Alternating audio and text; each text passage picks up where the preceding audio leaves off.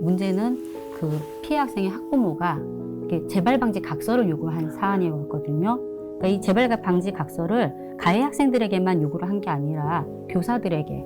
근데 그거를 강요하지 않았다는 걸 입증하지 않는 이상은 그 각서의 증명력이 확 떨어지는 사태가 벌어지게 되죠. 혹시 이런 과정들을 녹취를 했다라고 했을 때 그 녹취 자료는 증거로서 채택이 가능할까요? 사실 각서보다는 녹취가 낫죠. 왜냐하면 녹취는 이제 그 강요를 했는지 안 했는지 녹취 전체 흐름을 이렇게 들어보면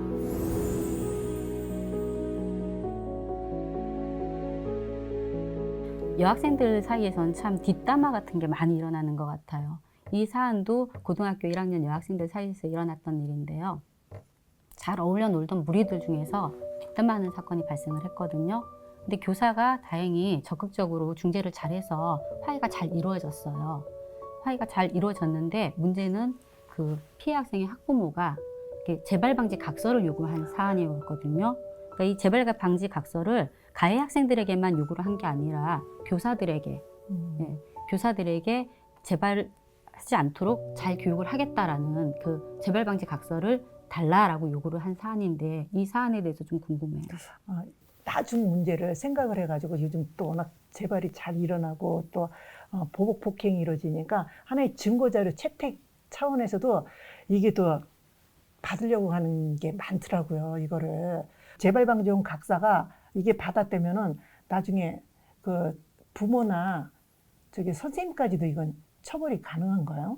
좀 이제 법조인들의 시각과 일반인 시각이 많이 다르구나 하는 것 중에 하나가 바로 이 각서와 관련된 건데, 그러니까 일반적인 분들께서 이렇게 각서 받는 거를 굉장히 중요하게 생각하고 이걸 굉장히 큰 의미가 있는 걸로 이렇게 생각을 합니다. 근데 사실 이 각서를 받을 경우에 많은 경우 이제 강요가 이루어져서 각서를 받는 경우들이 많아요.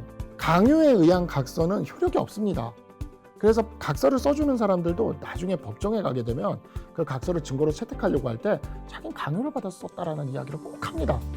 이게 꼭 나오는 레퍼토리거든요. 그래서 각서를 받는다라는 것만을 가지고 그것이 어떤 강력한 나중에 어떤 효력을 가지고 구속력을 가질 거라는 것은 기대만큼은 아닐 가능성이 있습니다. 다만 그 각서의 내용들이 그런 일들을 했다라는 것을 본인이 자백한 것에 증거처럼 쓰일 수는 있어요. 나중에 이제 증거로 이렇게 확보한다는 차원에서는 의미는 있는데, 그런데 거의 대부분 가해자들은 법정에 가면 나는 강요받아서 썼다라고 얘기를 합니다.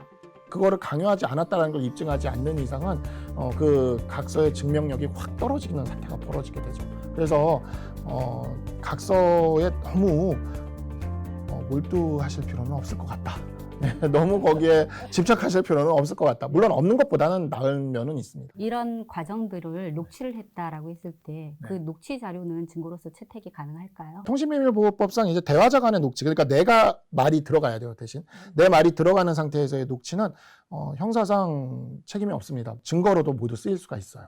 그러니까 위법 수집 증거도 아닙니다. 그러니까 그냥 증거로 다 채택이 되는 거거든요. 그래서 사실 각서보다는 녹취가 낫죠. 왜냐하면 녹취는 이제 그 강요를 했는지 안 했는지 녹취 전체 흐름을 이렇게 들어보면 맥락상 이게 강요를 안 한 게 보이면은, 그러니까 예를 들어 이걸 뭐 쓰세요라고 얘기를 한 게 아니라 제가 각서라도 써드리겠습니다. 뭐 이런 식으로 나왔거나 상대가 뭐 자발적으로 했다거나 뭐 이렇게 나오는 게 나오면은 그거는 정말 그게 전혀 문제가 되질 않거든요. 녹취는 상대한테 고지하지 않고 대화자로 참여하면서 녹취를 했더라도 그거는 굉장히 중요한 증거가 될 수 있습니다. 다만 이걸 녹취를 하실 때 그 상대한테 고지하지 않고 대화자로 녹취를 하더라도 그 녹취를 한 것이 손해배상 책임이 인정되는 그런 민사상 판례들은 요즘 좀 나오고 있습니다. 그래서 손해배상 책임은 나중에 좀 부담할 수도 있다라는 건 좀 감수를 하셔야 됩니다. 되게 보면 요즘 또 부모님들이 혼자 가기 두려워하시잖아요. 친구가 누구를 데리고 가는데 같이 간 사람이 자기는 한마디도 안 하고 옆에서 녹음을 한 거예요. 둘이 얘기하는 걸 녹음을 했지만 다른 사람이 녹음했을 때 그것도 그건 통일법상 문제가 될 수가 있습니다. 여기서 대화자라 함은 반드시 내 목소리가 들어가야 되는 게 하나의 그 적입니다. 그러니까 녹음하실 분은 목소리가 그 녹취 안에 좀 한 번만 들어가면 돼요. 예, 한마디라도 하시는 게 좋습니다. 이게 왜 그러냐면 내 목소리가 안 들어간 상태에서 다른 사람들의 목소리만 들어간 게 녹취가 되면 그거는 도감청으로 봅니다. 통신비밀보호법에서 금지하는 도청이나 감청에 해당되기 때문에 그래서 녹취를 하실 때는 녹취하는 사람의 목소리가 반드시 포함돼야 됩니다.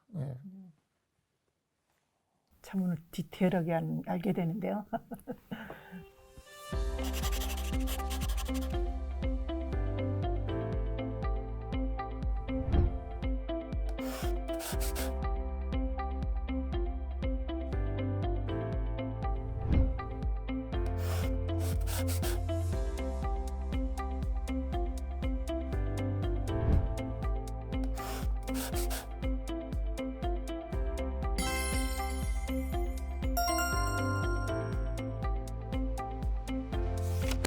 (2022) 블러썸 청소년 영상제